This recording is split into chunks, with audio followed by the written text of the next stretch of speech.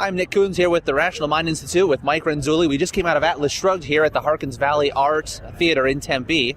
Mike, what did you think of the movie? Just first impressions. I thought it was really well done. Yeah. I had kind of apprehensive at first because they waited until at least the last minute for the rights that they had for the film to produce it, and I think that with what they did the very best with what they did, and they came out with a really good product. Right, and I know they've been trying to make this movie for decades now, Yeah. and it's very difficult to collapse an entire book this large into just an hour and a half, right? Yeah. So I have to say, my favorite part of it was looking at that nice rail that they laid down, yeah, that going was great. 250 miles an hour over that track. That was smooth. Yeah, I mean, that was beautiful looking rail. It was.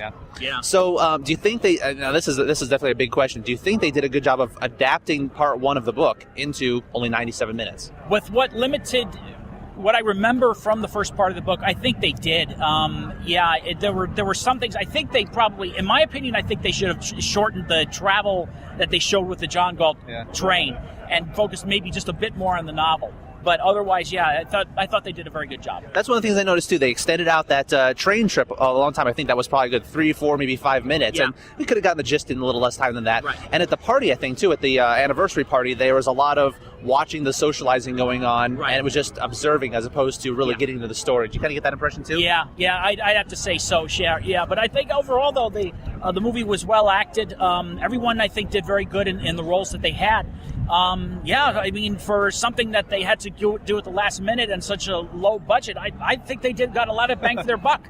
So obviously we've got the line here. This is one of the showings later on in the evening, and they've all been sold out after each one's been sold out right after the other one. So I know one of the things that we want to do obviously is try and create some buzz to get some more funding for the second movie. How do you think that's going to go? I really hope it does. I think it'll go well. I mean, just the fact that it's gone from like a limited release, like maybe 3 or 4 cities, and now it's expanded to over 30 to maybe 300 screens. I believe so. Yeah, and I think the fact that the outpouring of demand for this film, I think, is going to translate into maybe even a major movie release, and of course even to funding for for part 2 and 3 if they decide to do that. Now, for people who aren't familiar with Atlas Shrugged, they've never heard of Ayn Rand, or they don't know anything about the philosophy, do you think that this movie is a good introduction kind of to the mainstream, or do you think you really have to have some kind of underlying understanding of a philosophy first? Oh yeah, no, I think it's a good introduction. I also, even though despite the fact that many objectivists didn't like The Fountainhead, I think you can even get a good. I think it's a pretty decent way for people to get exposure to the philosophy using The Fountainhead, especially even We the Living too. Okay. Yeah. All right. Well, thanks so much. I think it's very good information about the movie. I really enjoyed it.